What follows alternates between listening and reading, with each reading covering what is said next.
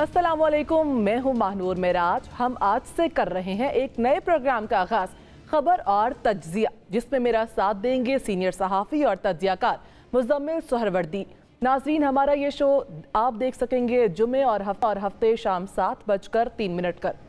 Programme का बाकायदा आगाज़ करते हैं। मुल्की सियासत में इस वक्त गहमा गहमी है। एक तरफ इमरजेंसी हो रही है तो दूसरी जानिब अब से कुछ देर पहले PDM का इजलास हुआ। इस इजलास के बाद मीडिया से गुफ्तगू करते हुए मौलाना फजल रहमान ने कहा कि पीर के रोज़ अदलिया के रवैये का खिलाफ एहतजाज का ऐलान भी करते हुए उन्होंने धरने का ऐलान किया है। और जो उन्होंने धरने का ऐलान किया है इस पे मुज़म्मिल साहब आपसे कमेंट लूँगी, लेकिन उससे पहले एक शॉट है, नाज़रीन को वो सुन। आज हमने फैसला कर लिया है कि अब सुप्रीम कोर्ट के रवैये के खिलाफ एहतजाज होगा। मैं PDM की क़यादत की नुमाइंदगी करते हुए पूरी कौम से अपील करता हूँ, सोमवार के दिन पूरी कौम इस्लामाबाद की तरफ रवाना हो जाए। सुप्रीम कोर्ट के सामने बहुत बड़ा धरना दिया जाएगा। मुज़म्मिल साहब क्या कहना चाहेंगे? शॉट आपने भी सुना, PDM की जानिब से ऐलान किया गया है पीर को सुप्रीम कोर्ट के बाहर धरना दिया जाएगा। अच्छा, अभी ये बड़ा मुबहम सा ऐलान है। धरना दिया जाएगा 2 घंटे के लिए, 4 घंटे के लिए, 2 दिन के लिए, 1 माह के लिए, कितने अरसे के लिए धरना दिया जाएगा ये मौलाना फजल रहमान साहब ने नहीं बताया। एक सूरत तो ये हो सकती है कि सब आएँ इस्लामाबाद, एक बहुत बड़ा शारा दस्तूर पे जलसा हो, धरना हो अलामती तौर पे, और फिर सब तकरीरें करें और चले जाएं। पर मुझे उनकी गुफ्तगू से कुछ ऐसा नहीं लगता था कि ये कोई 1 डे एक्टिविटी है।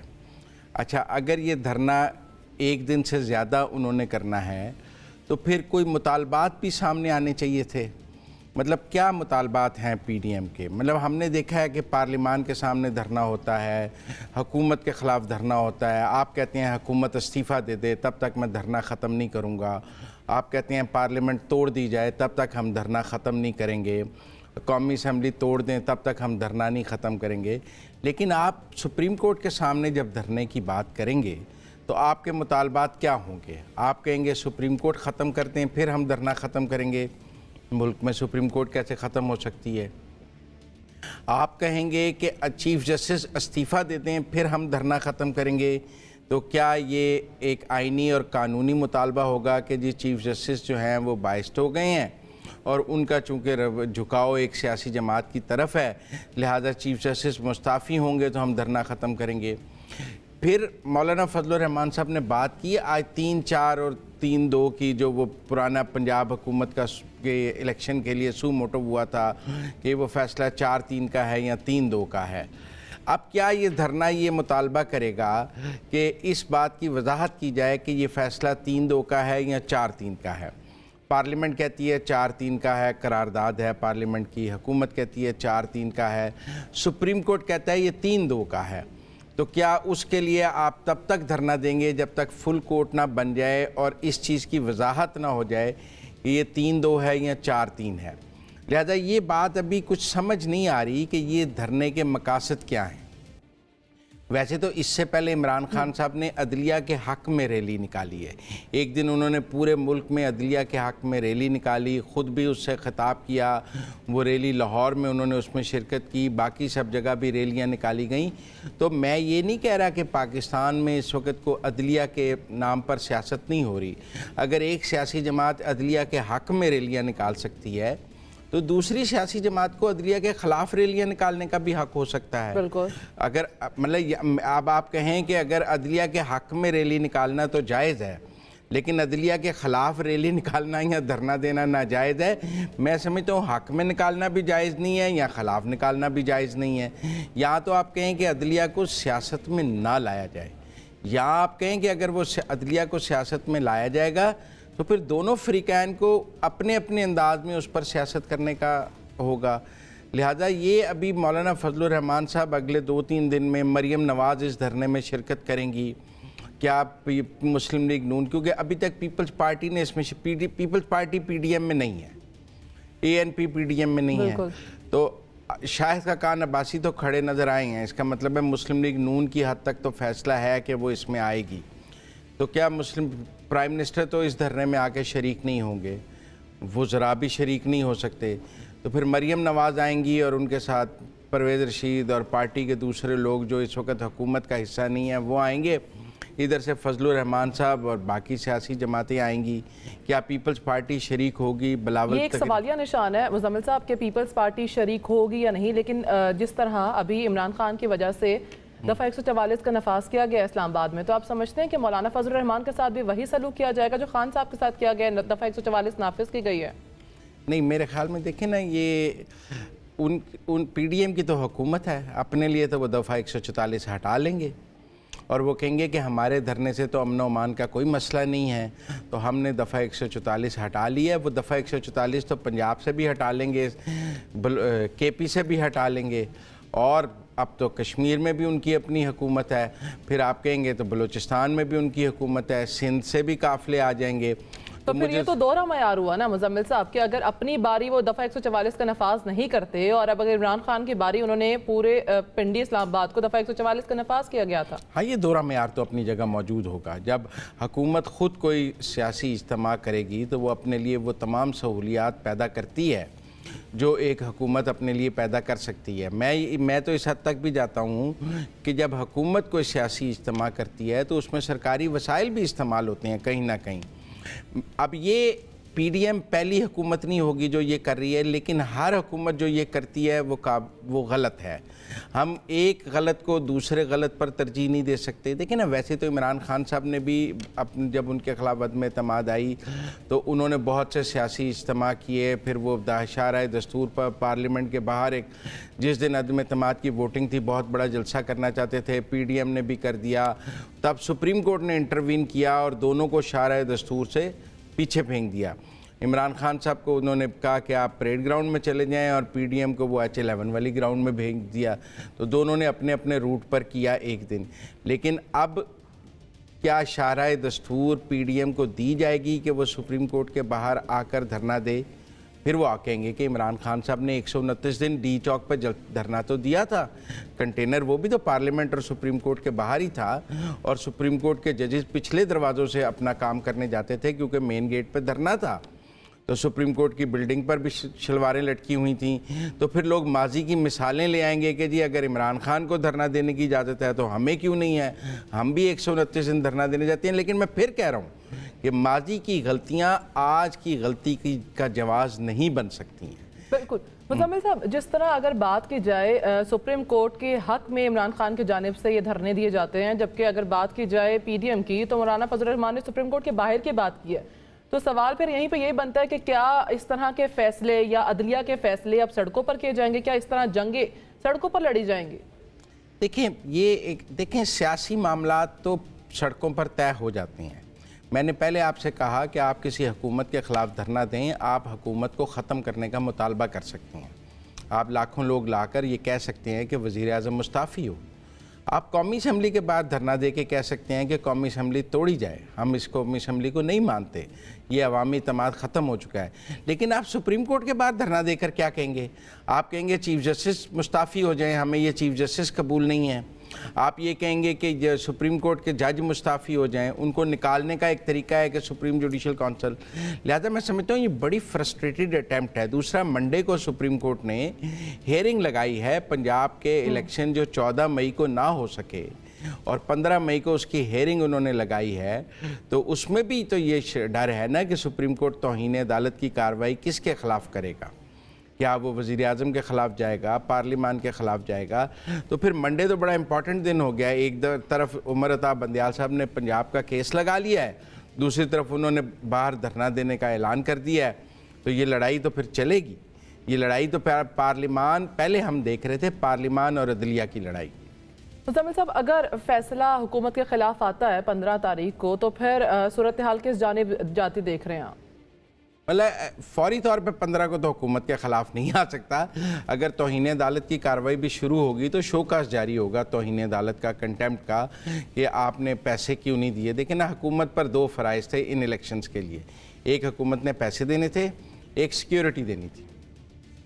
पैसे ना देने पर वो वज़ीर आज़म को और काबीना को शोकास कर सकते हैं, उस पर वो कहेंगे कि जी फिर हुकूमत तो फिर यही कहेगी ना कि हमारे खिलाफ जो है ये शोकास के बाद इंतकामी कार्रवाइयाँ की जा रही हैं। बिल्कुल, वो कहेंगे जी हमने तो दे दिए थे, पार्लियामान ने इजाज़त नहीं दी, आपने तौहीन अदालत लगानी है तो पार्लियामान पर लगाएं।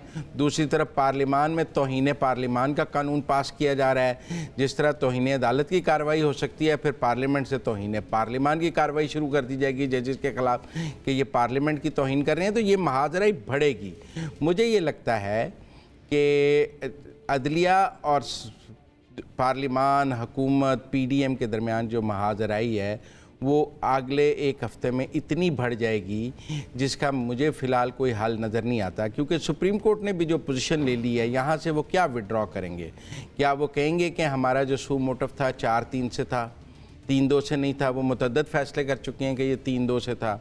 क्या सुप्रीम कोर्ट पंजाब में इलेक्शंस पर चुप कर जाएगी और कहेगी अच्छा आपने नहीं कराए, बहुत अच्छा किया है, हम I am very thankful, thank you very much? ये भी सुप्रीम कोर्ट के लिए बड़ा मुश्किल है कि वो कह दे कि जी आइन में 90 दिन के लिए में इंतखाबात लिखे हुए हैं, लेकिन अगर आपने नहीं कराए तो क्या फ़र्क पड़ता है, कोई बात नहीं, वेरी गुड। ये भी नहीं कह सकती सुप्रीम कोर्ट। अलबत्ता जो सुप्रीम कोर्ट पर एतराज़ है वो इमरान खान की ज़मानतों का है। जिस तरह ज़मानतों की बात है, इस तरह जो अगर हम माहौल देखें मुज़म्मिल साहब, एक जिस तरह का स्नैरियो छड़ा हुआ है, जिस तरह का सियासी इस्तेहकाम मुल्क में कहीं नज़र नहीं आ रहा, तो आप क्या समझते हैं कि मुल्क की सियासत जो है वो किस जानिब जाती नज़र आएगी? किस तरह ये इस्तेहकाम क्या वापस आ सकता है? नहीं, अभी तो इस्तेहकाम का कोई चांस नज़र नहीं आ रहा। देखिए, मैं ये समझता हूँ कि इस मुल्क में इस्टेब्लिशमेंट के नाम पर तो बहुत सियासत हुई है। हम अक्सर बात करते थे कि इस्टेब्लिशमेंट आजकल इस पार्टी के साथ है, इस पार्टी के ख़िलाफ़ है। ये जुडिशरी के नाम पर सियासत पाकिस्तान में एक नया फिनोमेना है कि एक जुडिशरी एक पार्टी के साथ है कि दूसरी पार्टी के साथ है। हम इस्टेब्लिशमेंट के ख़िलाफ़ एहतजाज भी देखते थे, नारेबाजी भी देखते थे। मैं ये नहीं कह रहा कि पाकिस्तान में इस्टेब्लिशमेंट के नाम पर सियासत नहीं हुई, लेकिन पाकिस्तान में अदलिया के नाम पर कभी सियासत नहीं हुई। ये पहला मौका होगा कि हम यहाँ जुडिशरी के नाम पर सियासत देखेंगे। एक सियासी जमात जो है वो अदालत जिंदाबाद के नारे लगाएगी, एक सियासी जमात जो है अदालत मुर्दाबाद के नारे लगाएगी। एक सियासी जमात कहेगी चीफ जस्टिस जिंदाबाद, एक सियासी जमात कहेगी चीफ जस्टिस मुर्दाबाद। ऐसी सूरत में क्या सड़कों पर जिंदाबाद और मुर्दाबाद का फैसला होगा सुप्रीम कोर्ट का? मुज़म्मिल साहब, जुडिशरी इस पर किस तरह का रिएक्ट करेगी? उसके पास क्या रास्ता है इस तरह की सूरत हाल से निकलने का या सोल्यूशन निकालने का? देखें, चीफ जस्टिस साहब के पास ये सारा तनाज़ा हल करने का बेहतरीन मौका था कि वो फुल कोर्ट बुला लेते। देखें, जो प्रैक्टिस एंड प्रोसीजर बिल हुआ जिसमें सू मोटिव का इख्तियार ख़त्म किया गया है, बेंच फिक्सिंग का इख्तियार ख़त्म किया गया है, उसके ऊपर उन्होंने स्टे दिया। लेकिन अगर वो स्टे देने की बजाय फुल कोर्ट में बुलाकर ख़ुद इस्लाहात कर लेते तो फिर ये स्टे भी बड़ा जायज़ लगता। वो कहते जी हमने फुल कोर्ट बुलाया है, हमारी जो इस्लाहात हैं वो फुल कोर्ट में हो सकती हैं, लिहाजा फुल कोर्ट की में ये बातें हो गई हैं। अब फुल कोर्ट में काजी फ़ायज़ ईसा भी बैठ जाएंगे, जमाल मंदुखेल भी बैठ जाएंगे, सरदार तारिक भी बैठ जाएंगे। वो तमाम जजेस जिनके बारे में ये राय बन रही है कि उनको अहम केसेस नहीं दिए जाते, उनको अहम केसेस से दूर रखा जाता है, वो उस फुल कोर्ट का हिस्सा बन जाएंगे और वहाँ सबका इज्तिमाई फ़ैसला हो जाएगा। ये 3-2 और 4-3 का फ़ैसला भी अगर एक पिटिशन के ज़रिए फुल कोर्ट में तय कर दिया जाता तो कोई बड़ा मज़ायका नहीं था। लेकिन चीफ जस्टिस उमर अता बंदियाल साहब ने हर मौके पर हुकूमत की फुल कोर्ट बनाने की इस्तदा मुस्तरद की है और उन्होंने फुल कोर्ट नहीं बनाया। मैं समझता हूँ फुल कोर्ट बनाने से तनाज़ा ख़त्म हो जाता और सुप्रीम कोर्ट के ऊपर जो सियासी इल्ज़ामात हैं वो भी ख़त्म हो जाते, क्योंकि सुप्रीम कोर्ट का यूनाइटेड वर्जन हमारे सामने आ जाता कि मुत्तफ़िका बात आ जाती कि ये बात सुप्रीम कोर्ट की चाहे अक्सरियत में आ जाती। लेकिन अगर प्रैक्टिस एंड प्रोसीजर बिल में आपने 8 जजों का बेंच बनाया है, सुप्रीम कोर्ट के जजेस की तादाद 15 है, अगर 15 बैठ जाते और 8 जजेस उसमें से इस प्रोसीजर बिल के ख़िलाफ़ फ़ैसला देते तो फिर ये कहते हैं जी कि अक्सरियत का फ़ैसला है। लेकिन अगर आपने फुल कोर्ट नहीं बनाया तो सब कहते हैं हो सकता है आप 15 बिठाते तो शायद 8 जो है ख़िलाफ़ फैसला दे देते। तो मेरे ख्याल में अब भी ये जो धरना है सुप्रीम कोर्ट का, आपने बहुत अच्छा सवाल किया, ये किसी फुल कोर्ट पर ख़त्म हो सकता है कि फुल कोर्ट से तनाज़ात ख़त्म किए जाएं तो फुल कोर्ट के ज़रिए इस धरने को और इस लड़ाई को चीफ जस्टिस ख़त्म कर सकते हैं। लेकिन इस मौके पर वो फुल कोर्ट करेंगे तो फिर लगेगा कि धरने के दबाव में किया है। पहले जब रिक्वेस्ट की जाती थी तो नहीं किया, अब जब धरना दे दिया है सुप्रीम कोर्ट के बाहर तो आपने फुल कोर्ट बुला लिया है, तो उसका भी कोई इतना पॉजिटिव इम्पैक्ट नज़र नहीं आता है मुझे। ठीक है, पॉजिटिव इम्पैक्ट नज़र नहीं आ रहा, लेकिन जो लड़ाई है वो चीफ जस्टिस ही इसका कोई सोल्यूशन निकाल सकते हैं। ठीक है मुजम्मिल साहब, ब्रेक की कॉल आ रही है, ब्रेक पे जाते हैं, वापस आते हैं तो फिर नेक्स्ट सेगमेंट की तरफ जाएंगे।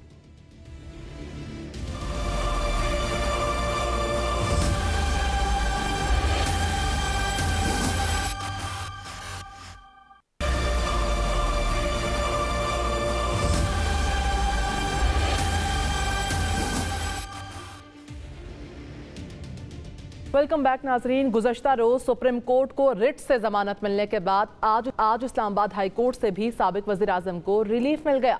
खुसूसी डिवीजन बेंच ने अल कादिर ट्रस्ट करप्शन केस में इमरान खान की 2 हफ्ते के लिए जमानत मंजूर कर ली। इसके साथ साथ इस्लामाबाद हाई कोर्ट ने 17 मई तक इमरान खान को किसी नए मुकदमे में गिरफ्तार करने से भी रोक दिया। इस्लामाबाद हाई कोर्ट ने इंक्वायरी रिपोर्ट फराहम करने की दरख्वास्त गैर मुअस्सर होने पर निपटा दी। जस्टिस मियां गुल हसन औरंगजेब ने नैब प्रोसिक्यूटर से मुकालमा करते हुए कहा कि आइंदा समाअत पर मुकम्मल तैयारी करके आएँ। मुजम्मिल साहब, आपसे बात करेंगे और आपसे बात करने मैं कुछ शॉर्ट सुनवाती हूँ, उसके बाद आपसे उसका तज्जिया भी लूंगी। अदलिया जिस तरह एक आनी दीवार बन चुकी है इमरान नियाजी को प्रोटेक्ट करने के लिए, चीफ जस्टिस ऑफ पाकिस्तान ने कहा इमरान खान साहब आपको मिलकर बहुत खुशी हो रही। क्या तारीख में कोई और मिसाल मिलती है? यानी किसी ने करप्शन की हो तो दूर की बात है, एक मुलजम अदालत के कटहरे में आए और जज कहे कि आपको मिलकर बहुत अच्छा लगा। सुप्रीम कोर्ट के आज के रवैये और आज के फैसले को हम इमरान खान जैसे मुजरिम के साथ सुहूलतकारी से ही ताबीर कर सकते हैं, जिसकी जमात ने, जिनके गुंडों ने GHQ पर हमला किया, कोर कमांडर के घर पे हमला किया, उसे अदालत कहती है आपके आने से बहुत खुशी हुई। मैं हाई कोर्ट पे बैठा हूँ, मेरे पास कोई उनके पास एक जवाब नहीं था मुझे पकड़ने का। मुझे एबडक्ट किया गया और जाके वहाँ फिर पहली दफा मुझे वारंट दिखाई जाता है जब मुझे जेल में ले जाते। ये कहो, ये तो जंगल के कानून में होता है और फौज एबडक्ट कर लेती है। यानी किधर गई पुलिस, किधर गया कानून?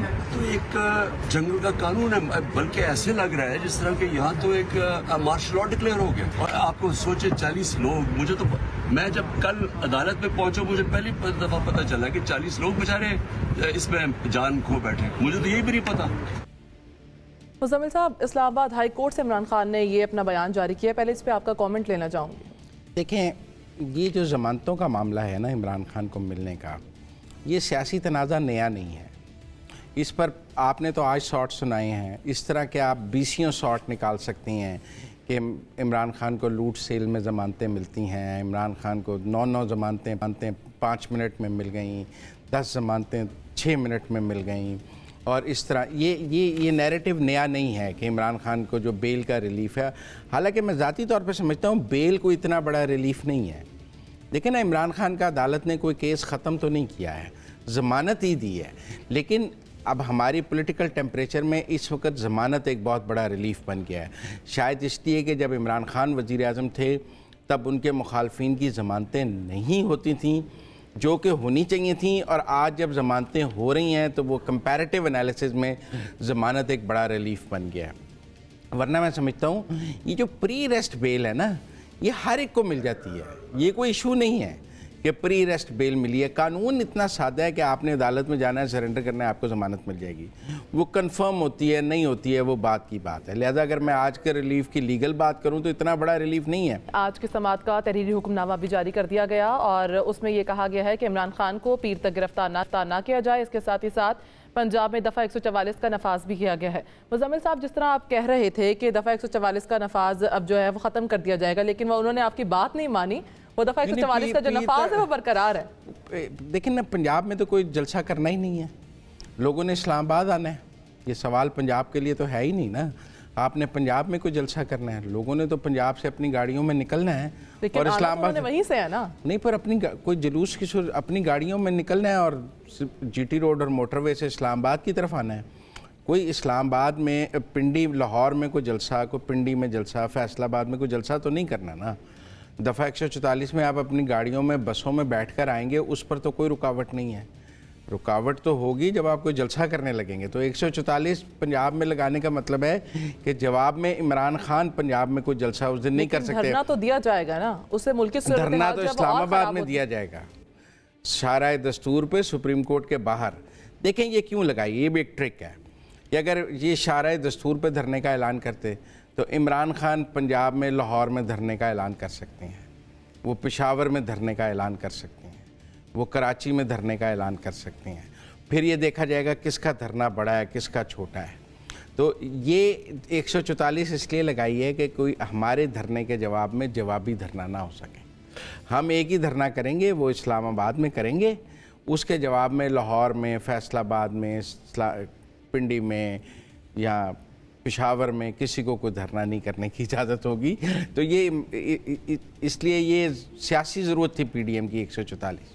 लेकिन ना मरियम नवाज जाती उम्रा से 50 गाड़ियों का जुलूस लेकर निकलेंगी इस्लामाबाद के लिए मोटरवे से, उस पर तो दफ़ा 144 नहीं, मोटरवे खुली होगी, सब आ जाएंगे। जब वो कोई जुलूस जलसा तो आके शाराए दस्तूर पे होना है सुप्रीम कोर्ट के बाहर।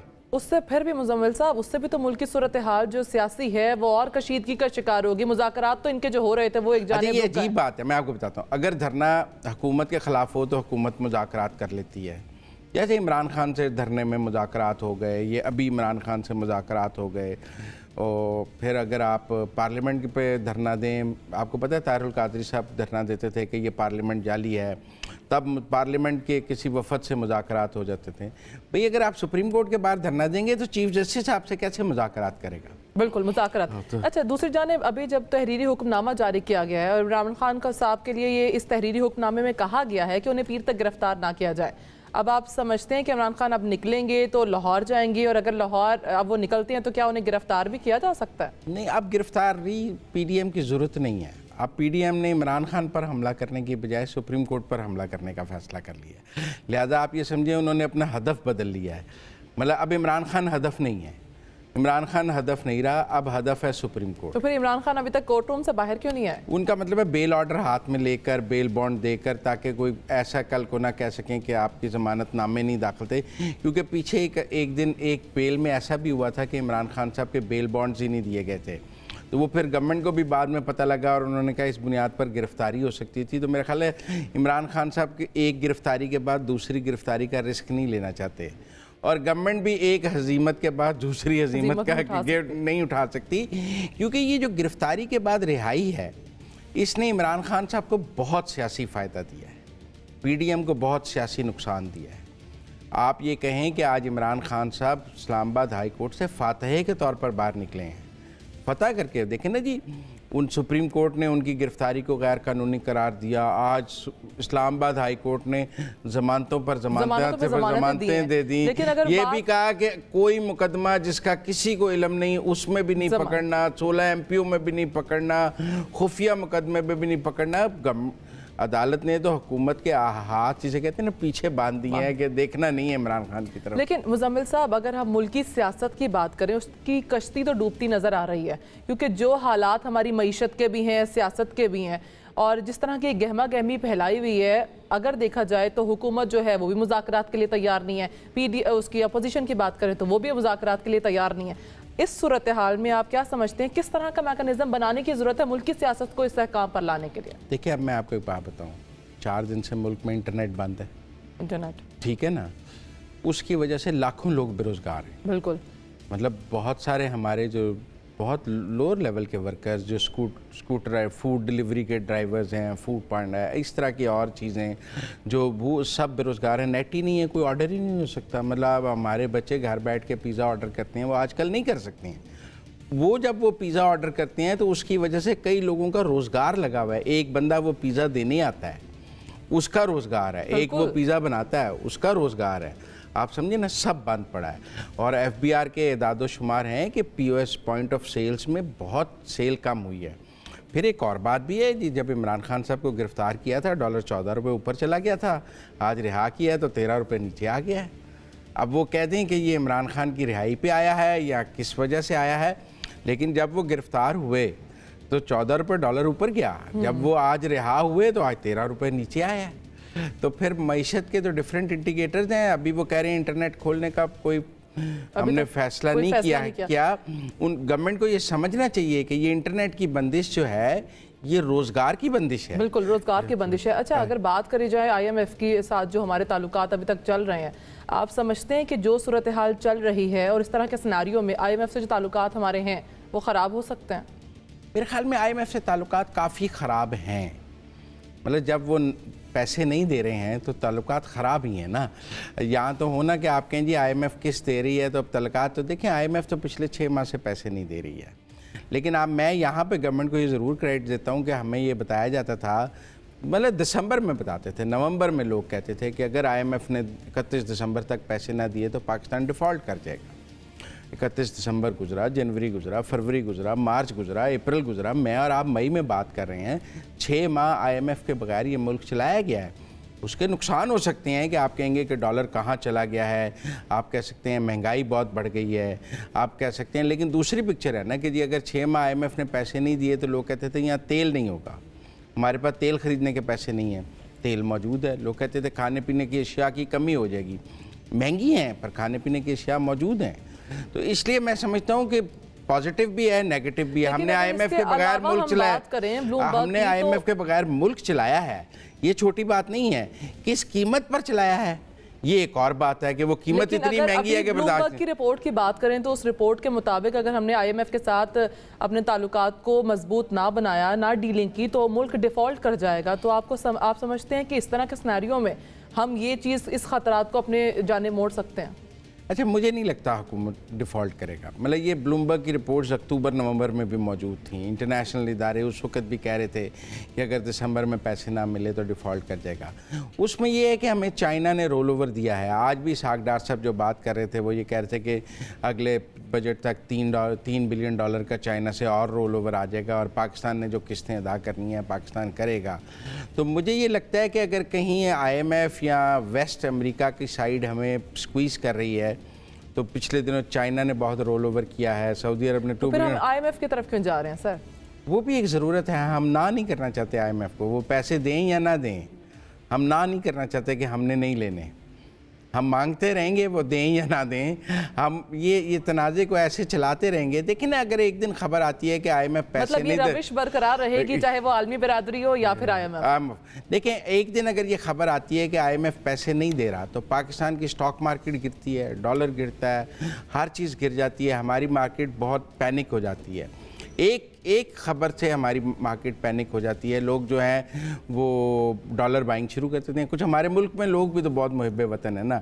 अभी सुबह पता लग जाए कि कुछ होने लग गया, कोई डॉलर ख़रीदने लग जाता है, कुछ सोना ख़रीदने लग जाता है। लोग मुल्क पे कम यकीन रखते हैं, अपनी दौलत पर ज़्यादा यकीन रखते हैं। ये पैनिक बाइंग जो है ये रुकनी चाहिए। लेकिन मैं नहीं समझता कि IMF के बगैर ये मुल्क अगर 6 माह ये चल गया है और हम बजट देने जा रहे हैं बगैर IMF के, तो अब ब्लूमबर्ग की इन रिपोर्टों में कुछ सदाकत है कि डिफ़ॉल्ट कर जाएगा।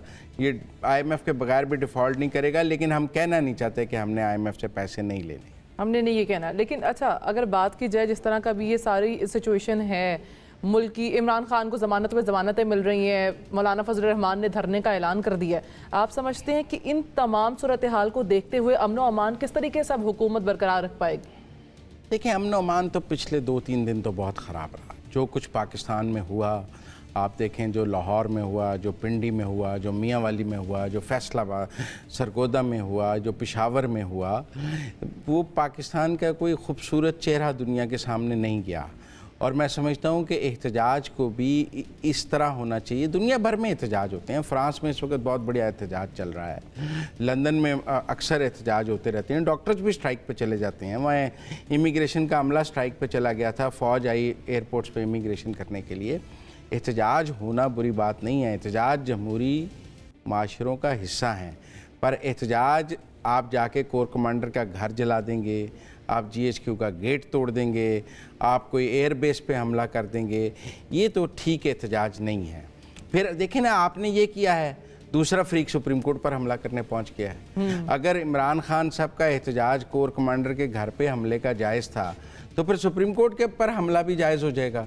क्योंकि जब हमारे यहाँ इदारों का तकद्दस ख़त्म हो जाएगा, जब आप कहेंगे कि GHQ का गेट तोड़ना मेरा जमहूरी हक़ है, तो वो कहेंगे सुप्रीम कोर्ट का गेट तोड़ना हमारा जमहूरी हक़ है। मुस्लिम लीग नून की जानिब से भी तो पहले इस तरह का रद्द-ए-अमल दिया गया है ना, उनकी जानिब से तो ये अटैक किया गया। किसके ऊपर? ये अदलिया के ऊपर और इस तरह। हाँ, लेकिन मैं समझता हूँ कि ज़बानी गुफ्तगू से बात जब अमल पे चली जाए, देखिए हमारे यहाँ फ़ौज के ख़िलाफ़ भी ज़बानी गुफ्तगू बहुत होती थी। लोग कहते थे कि फ़ौज सियासत में मुलव्वस है, फ़ौज को ये नहीं करना चाहिए, लेकिन किसी ने कभी जाके GHQ के बाहर एहतजाज किया, किसी ने कभी कोर कमांडर का घर जलाया, बात गुफ्तगू तक थी। लेकिन अगर बात गुफ्तगू से आगे निकल जाएगी और आप ये करने लग जाएंगे तो फिर सुप्रीम कोर्ट के साथ भी ये करने लग जाएंगे, तो फिर मेरा मतलब है कि फिर इदारों का तकद्दुस तो बिल्कुल ख़त्म हो जाएगा। अगर हमने इस मुल्क में इदारों का तकद्दुस रखना है तो इदारों को भी गैर सियासी रहना है और सियासी जमातों को भी उन्हें सियासत में नहीं लेना। आज मुल्क के इदारों को ये सोचना पड़ेगा। मैं समझता हूँ मिलिट्री एस्टैब्लिशमेंट को भी सोचना है और जुडिशल एस्टैब्लिशमेंट जरूरी है ना, इसके लिए तो सियासी जमातों को ये इदारे क्या मुज़ाकरात करें? अब इस वक्त तो सियासी तनाज़ा चीफ जस्टिस के साथ है, वो क्या मुज़ाकरात करें PDM के साथ? मैं आपका ये केस सुनूंगा, ये नहीं सुनूंगा। वो कहेंगे आप ये वाला केस की इमरान खान पर तौहीन अदालत का केस आप जाए, हुकूमत की जानिब से भी तो इलेक्शन कराने पे हुकूमत बाज़िद नजर आ रही है ना कि बाज़िद नजर आ रही है, पर उसने पार्लियामेंट का कवर लिया हुआ है। जैसे इमरान खान साहब ने, अगर जब इमरान खान साहब ये कहते हैं कि असेंबली तोड़ना मेरा आइनी हक था, तो वो कहते हैं आइन में पैसे देना पार्लियामेंट का हक है। फिर सारे अपनी अपनी मर्ज़ी की आइन की तशरीह करके अपनी मर्ज़ी के आइन के पीछे छुप जाएंगे। ये fair rules of the game होने चाहिए दोनों तरफ से। किसी को भी आइन को अपनी मर्ज़ी से इस्तेमाल करने का हक नहीं होना चाहिए। मैं कह रहा हूँ PDM को भी नहीं होना चाहिए। मतलब ये तो कोई बात नहीं है कि आप इलेक्शन के पैसे ना दें, लेकिन ये भी कोई बात नहीं है कि अगर आपकी हुकूमत अच्छी बुरी चल रही है तो आप तोड़ दें। हुकूमत है, कोई खिलौना तो नहीं है। आपने 2 असेंबलियाँ तोड़ दी, ये कोई बच्चे का टॉय था आपने ऐसे पकड़ के तोड़ दिया? क्यों तोड़ दिया भाई? आपकी अच्छी भली हुकूमत चल रही थी, कोई हुकूमत को ख़तरा नहीं था, आपने एतमाद का वोट ले लिया था, आपको हुकूमत कायम रखनी चाहिए थी। आपकी 2/3 अक्सरियत थी, वो आपको नहीं तोड़नी चाहिए थी। इनको इलेक्शन के लिए पैसे देने चाहिए थे। लेकिन जब दोनों तरफ से आइन की और कहते हैं कि सेल्फ सेंटर्ड पॉलिटिक्स रखा जाएगा, तो फिर आप एक को गलत कहेंगे, दूसरे को गलत कहेंगे। जब दोनों तरफ से ही गलत हो रहा है तो बड़ा मुश्किल है मेरे और आपके लिए यहाँ बैठकर किसी एक को गलत कहना। हमें तो दोनों को गलत कहना पड़ेगा। बिल्कुल, जिस तरह की मुल्क की सियासी सूरत हाल की इस टाइम बात करें, और मुल्की तनाव जो है वो एक ऐसी कैफियत का शिकार है जिसमें कुछ किसी भी टाइम हो जाता है। ठीक है मुजम्मिल साहब, नेक्स्ट सेगमेंट की तरफ जाएंगे। फिल वक्त यहाँ पर वक्त हुआ एक ब्रेक का।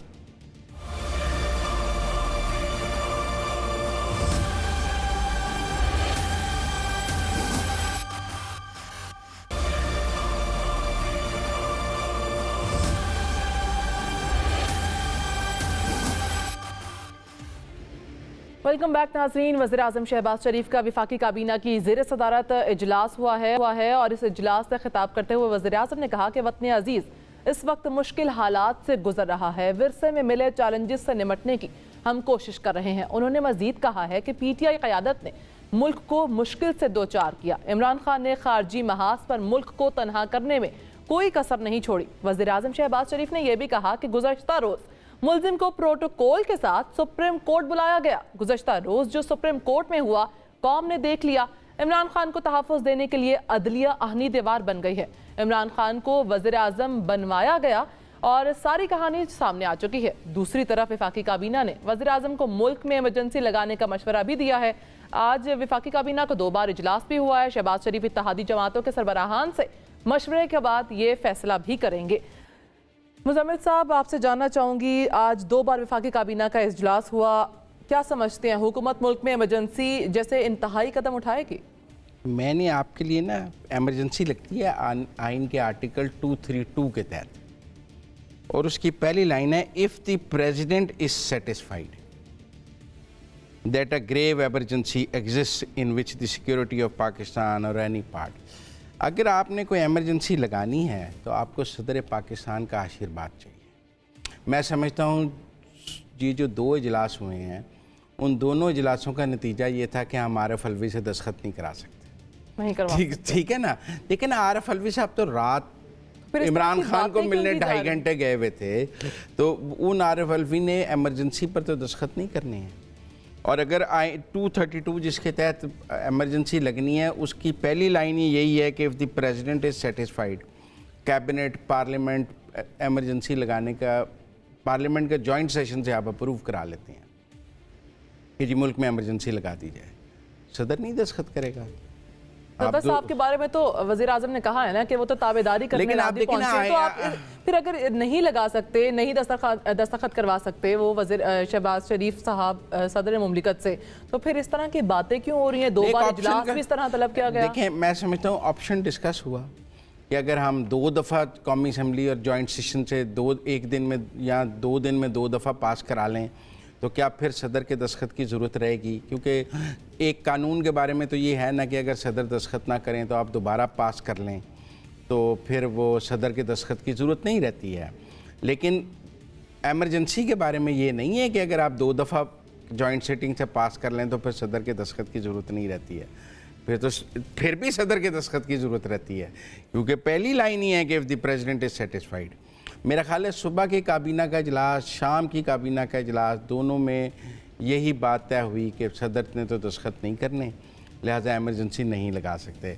अब जब सदर ने दस्तखत नहीं करने तो फिर पीडीएम के पास क्या रास्ता था? देखिए ना, ऑप्शन क्या बचता है पीडीएम के पास अगर नहीं दस्तखत किया जाता है? बस ये धरना रह गया, सड़कें रह गई। अगर आज के इजलास की बात की जाए तो वज़ीर आज़म का जो सारा फोकस था वो इमरान खान पर था, तो आप समझते हैं कि इस इजलास का मकसद मौजूदा सूरत हाल भी हो सकती थी लेकिन उन्होंने सिर्फ इमरान खान को फोकस किया रखा? नहीं, मौजूदा सूरत हाल है ही इमरान खान। मेरा मतलब है मौजूदा सूरत हाल क्या है? मौजूदा सूरत अगर अवामी मसाइल की बात करें ना कि मतलब उन्होंने तो इमरान खान पर तमाम फोकस था उनका। नहीं, देखें, ईसीसी के फैसलों की अप्रूवल दी गई है उसमें, बाकी एजेंडा, लेकिन पॉलिटिकल एजेंडा तो उसका सिर्फ इमरान खान की ज़मानतें थीं, क्योंकि कल जो सुप्रीम कोर्ट ने किया, देखिए उसकी भी पाकिस्तान की अदालती तारीख में कोई रिवायत नहीं है कि कोई बंदा एक रात सुप्रीम कोर्ट का मेहमान हो कि आप आज रात हमारे मेहमान होंगे। सुप्रीम कोर्ट का कोई मेहमान नहीं होता, सुप्रीम कोर्ट ना किसी का कोई मेहमान बन भी नहीं सकता। सुप्रीम कोर्ट के लिए तो मुल्ज़म भी बराबर है, मुद्दई भी बराबर है, वो किसी मुल्ज़म को भी मेहमान नहीं बनाता, किसी मुद्दई को भी नहीं बनाता। लिहाजा उन चीफ जस्टिस साहब के जो वो रिमार्क्स थे कि आपको देखकर खुशी हुई, चीफ जस्टिस को ना किसी को देखकर खुशी होनी चाहिए ना गम होना चाहिए। लेकिन उन्होंने ये बात कही थी ना कि मैं हामिद खान के लिए कह रहा हूँ जब इमरान खान साहब पहुँच के वहाँ पे। नहीं, अब देखें ना, ये बड़ी मुबहम सी बात है, ये पहली दफ़ा तो है नहीं है कि आपके स्लिप ऑफ टंग है। उनके रिमार्क्स में आपको पता है पहले कि उन्होंने वज़ीर आज़म के हवाले से रिमार्क्स दिए थे जिस पर पार्लियामेंट में बड़ी तकारीर हो। इसमें शहबाज शरीफ साहब की गवर्नेंस की भी तो बात की थी ना, उन्होंने उसकी भी तारीफ़ की थी।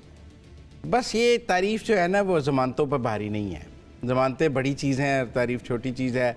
और फिर मैं समझता हूँ कि कल अगर वो इमरान खान को रिहा भी कर देते लेकिन सुप्रीम कोर्ट ना बुलाते, मैं ये समझता हूँ कि अगर आपके पास, देखें, ज़मानतों के केस सुप्रीम कोर्ट अदालतों में आते हैं, उन ज़मानतों के केसेस में अगर मुल्ज़िम जेल में हो तो मुल्ज़िम को बुलाया नहीं जाता, ज़मानत दे दी जाती है और रोपकार लेके आप अदालत जेल जाते हैं और मुल्ज़िम को छुड़ा लेते हैं।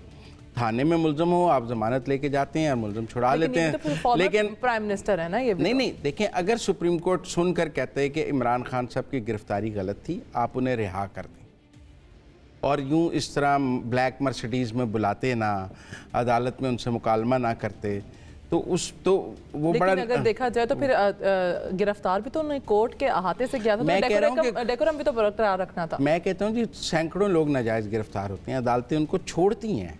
अदालत का काम है लोगों को रिहा करना, ज़मानत देना। लेकिन जिस तरह कहा गया कि 1 घंटे में पेश करें, ज़रूरत ही नहीं थी। आप कहते, आप ऑर्डर देते कि उन्हें रिहा कर दिया जाए। सुप्रीम कोर्ट का ऑर्डर होता कि इमरान खान को रिहा कर दिया जाए, कौन ना रिहा करता? तो फिर जमानत पे एतराज़ नहीं है, मतलब अदालत के बुलाने पर एतराज़ है। मेरा ख्याल है वो अनडू हो गया, मेरे ख्याल में उसकी ज़रूरत नहीं थी। कोई वो कोई मिसिंग पर्सन तो थे नहीं। मतलब आप यूजुअली अदालतें मिसिंग पर्सनस के बारे में कहती हैं कि उन्हें प्रोड्यूस किया जाए, कि आपको पता नहीं लग रहा बंदा कहाँ पे, आप ऑर्डर करते हैं कि इस बंदे को लेकर आएँ। उनके बारे में जब नैब कह रहा था हमारी तहवील में मौजूद हैं, हमारे पास मौजूद हैं, वो मिसिंग पर्सन तो थे नहीं, वो तो गैर कानूनी हिरासत में थे, आप बड़ी बात ये कह लें। तो अगर सुप्रीम कोर्ट सिंपल उनको रिहा करने का हुक्म देता और इस तरह प्रोटोकॉल में बुलाता ना, वहाँ मुकालमा ना होता, रात मेहमान ना रखता, फिर कहता कि आप 10 लोगों की लिस्ट दे दें, वहाँ रात को सदर पाकिस्तान मिलने ना पहुँच जाते।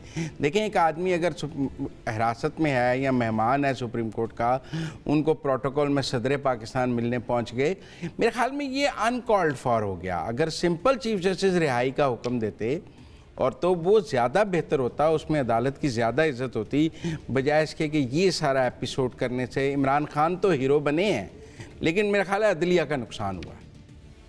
तो वैसे अगर बात की जाए, क्या हुकूमत इस चीज़ को एक्सेप्ट कर लेती? क्योंकि अगर इलेक्शन वाली बात करें उस पर भी अमल दरामद नहीं हुआ, तो क्या हुकूमत ने इजीली इस चीज़ को एक्सेप्ट कर लेना था? किस चीज़ को? ये जो इस तरह के फैसले हैं और ये सदर मुमलिकत की जानिब से है ज़मानत की बातें हो रही हैं। देखें, अगर सुप्रीम कोर्ट रिहा करने का हुक्म देता और हुकूमत रिहा ना करती तो हुकूमत पर तौहीन अदालत लग जाती। देखें, पाकिस्तान का जो निज़ाम इंसाफ है ना, वो यकसा निज़ाम इंसाफ के असूल पर है कि आपने अमीर को गरीब पर, मकबूल को गैर मकबूल पर, अहम को गैर अहम पर कोई तरजीह नहीं देनी है। अदालत की नज़र में हर शहरी बराबर है।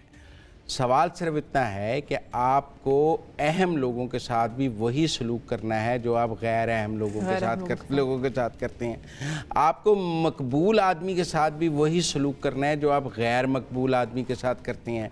तो लिहाजा जब ये देखा जाए कि किसी की मकबूलियत या किसी की अहमियत उसके लिए किसी ख़ास सलूक की वजह बन रही है, तो वो यकसा निज़ाम इंसाफ की नफ़ी बन जाता है और सवाल उठ जाते हैं। अगर अदालतें रिलीफ उसी तरह दें जैसे आम शहरियों को देती हैं तो सवाल नहीं उठेगा। ठीक है मुज़म्मिल साहब, इस पर एक और चीज़ पे आप जानना चाहूँगी। जिस तरह आप बात कर रहे हैं कि फेवरेटिज़म या फिर यकसोई की बात आपने जिस तरह की, वज़ीर आज़म शहबाज शरीफ की जानिब से कल इमरान खान की जो अदालत में पेशी और जजिस की जानिब से इमरान खान के साथ जो बर्ताव किया गया उस पर उन्होंने तनकीद की है। आपसे जानना चाहूँगी, क्या वज़ीर आज़म की जानिब से ये तनकीद जायज़ थी? देखें, ये तनकीद तो होगी ना, क्योंकि वो ख़ुद भी तो उनके साथ, उनको तो कभी देखें ना, वो भी गिरफ़्तार रहे हैं। उन्हें एक केस में बुलाकर दूसरे केस में गिरफ़्तार कर लिया था नैब ने। वो क्या कह रहे हैं? वो कह रहे हैं कि हमारी ज़मानतों के तो केस कई माह नहीं सुने जाते थे, 300 से ज़्यादा दिन हम अंदर रहे हैं उन केसेस में जिनमें चार्ज भी फ्रेम नहीं हुआ था। 600 दिन से ज़्यादा हमजा रहे हैं। एहसन इकबाल जिनका रेफरेंस ख़त्म हो गया वो 150 दिन से ज़्यादा रहे हैं। दूसरे फ्रीक का क्या मौक़िफ़ है? उनका मौक़िफ़ है कि हमें ऐसे ज़मानतें नहीं मिली। मैं कहता हूँ ज़मानतें ठीक मिल रही हैं, लेकिन उस दौर में ठीक नहीं मिल रही थी तो आज ठीक मिल रही हैं, या आज गलत मिल रही हैं तो उस दौर में ठीक मिल रही थी। एक ज़मानतों का मुवाजना चल रहा है कि एक दौर में कैसे ज़मानतें मिलती थीं और एक दौर में कैसे मिल रही हैं। तो ये जो मुवाजना है, इसने अदालत को अवाम की अदालत में खड़ा कर दिया। ठीक है मुज़म्मिल साहब, आपसे एक और चीज़ जानना चाहूँगी कि PTI की आधी जो क़यादत है, आधी से ज़्यादा की बात कर लें तो इस टाइम जेल में है। इमरान खान का अगला लाहेमल क्या होगा? और इमरान खान ने अभी तक देखा जाए तो अपनी क़यादत के बारे में बात नहीं की है, गिरफ्तार हो चुके हैं। कल से शुरू कर देंगे मेरे ख्याल में। कल से अब उन सब की रिहाई के लिए उसी तरह अदालतों में जद्दोजहद शुरू हो जाएगी। जैसे मेरा मतलब है, मेरे ख्याल है शाह महमूद, फवाद चौधरी जो मेन लीडरशिप है, उसकी रिहाई भी अगले चंद दिनों में हो जाएगी। क्योंकि अगर इमरान खान की रिहाई हो गई है तो बाकियों को गिरफ़्तार रखने का क्या जवाज़ है? मेरे ख्याल में सिर्फ वो वर्कर्स जो किसी वाक़े में मुलव्वस हैं और उनकी फुटेज आई है और वो उन मुकदमात में जो कोर कमांडर वाला या GHQ वाला, उसमें तो शायद कोई जो गिरफ्तारियां हैं उनकी शायद रिहाई ना हो सके। बाकी सब लोग तो मेरे ख्याल में आज के बाद अदालतों का जो रुझान है, मेरे ख्याल में पीर से सबकी रिहाइयाँ शुरू हो जाएंगी। पीर से सबकी रिहाइयाँ शुरू हो जाएंगी। ठीक है मुज़म्मिल साहब, आज की खबर और तज़किये के साथ महानूर मेराज और मुज़म्मिल सुहरवर्दी को दीजिए इजाज़त। खुदा हाफ़िज़।